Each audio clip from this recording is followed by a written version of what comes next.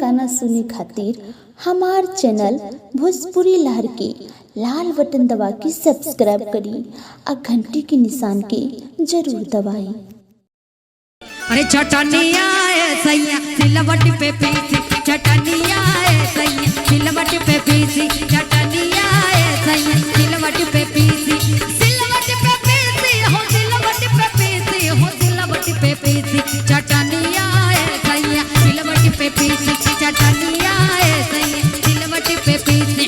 चैत के महीनवा के अरे चैत के महीनवा के लागल खटनिया, चैत के महीनवा के लागल खटनिया।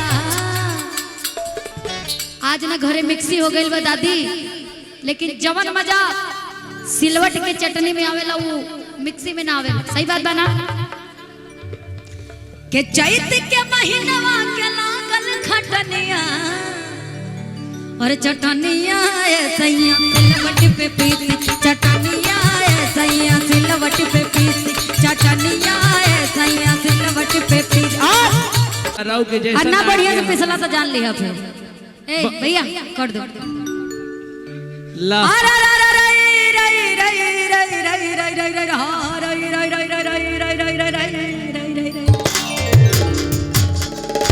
के सहारी के हवा जब से लागल शरीर में।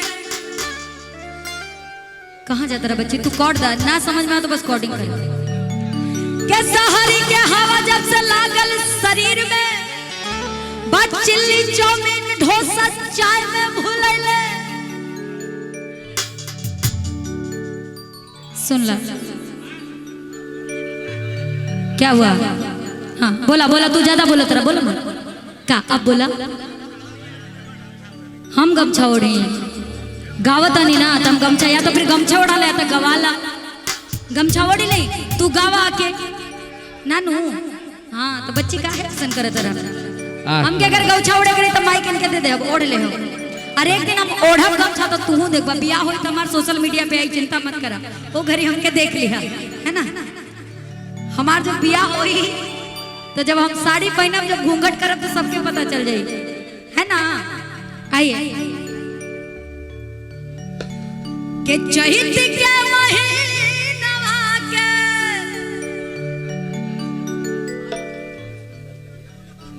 अच्छा अच्छा सुंदर भैया आना चाह रहे हैं, इनकी एक फरमाइश है उसको पूरा कर देते हैं, उसके बाद में इनका चटनी वाला, ये चटनी पीसेंगे। अरे भाई हमारी ये खराब आदत बा कि हम पूरा गाना गाइल है। आई आई सुंदर की एंट्री। हाँ। के चहित के महीनवा के और लागल खटनिया। चैत के महीना में जब गेहूं कटाला ओगरी टिकोरा आम रहेला, और टिकोरा आम के चटनी और सतुआ मिल जाए ना, आहा करेजा एकदम हरियर हो जाए। मेहरारू अपना सैया जी से कहा था, ए जी हाई चैत के कटनी लागल बा, तनी एगो काम करी, तनी टिकोरा आम के चटनी। हाय हाय हाय हाय के चैत के महीनवा के अरे लागल खटनिया। अरे बाप रे, देखला रितेश भैया ऐसा कोनो लड़कियों ना करी के चैत के महीनवा के अरे लागल खटनिया। खाटी भोजपुरी बा।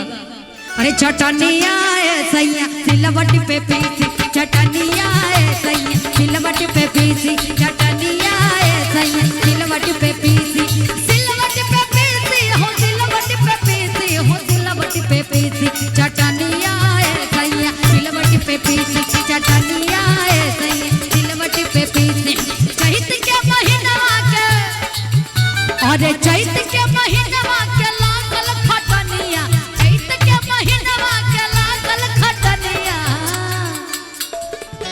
आज ना घरे मिक्सी हो गई बा दादी, लेकिन जवन मजा सिलवट के चटनी में आवेला वो मिक्सी में ना आवेला। सही बात बना के चैत के महीनवा के लागल खटनिया और चटनिया सैया सिलवट पे पीसी, चटनिया सैया सिलवट पे पीसी, चटनिया सैया सिलवट पे पीसी। हरियर मिर्चाई आम के टिकोरा बैठल मचिया पलई के कटोरा हरियर मिर्चाई आम के टिकोरा बैठल मचिया पर लई के कटोरा अरे मांगे चटकार बनाए होय होय होय अरे मांगे चटकार पंचायत के खटनिया कि मांगे चटकार मना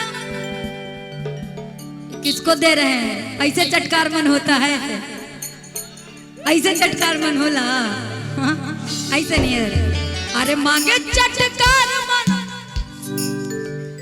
ऐसे होता है ना ये क्या है ये क्या था भाई अरे बाप रे ये भाई तो डर लगा था ओके अरे मांगे चटकार मन और चैत के खटनिया सविता भाभी जिंदाबाद हाँ अरे मांगे चटकार मन चैत के खटनिया कैसे पिसबा तनी चटनी बतावा ये तो बाइक चलावल जाला अरे चटनी आए सही सिलवट पे पीसी चटनी आए सही सिलवट पे पीसी चटनी आए सही सिलवट पे पीसी सिलवट पे पीसी हो सिलवट पे पीसी हो सिलवट पे पीसी चटनी आए सही सिलवट पे पीसी चटनी आए सही सिलवट पे पीसी चटनी आए सही सिलवट पे पीसी चटनी आए सही सिलवट पे पीसी चटनी आए सही सिलवट पे पीसी चटनी आए सही सिलवट पे पीसी चटनी आए सही सिलवट पे पीसी चटनी आए सही सिलवट पे पीसी चटनी आए सही अरे सिलवट पे पीसी ए भैया चटनी ऐसे ऐसे पीसत जाला तू ऐसे ऐसे पीसत रहला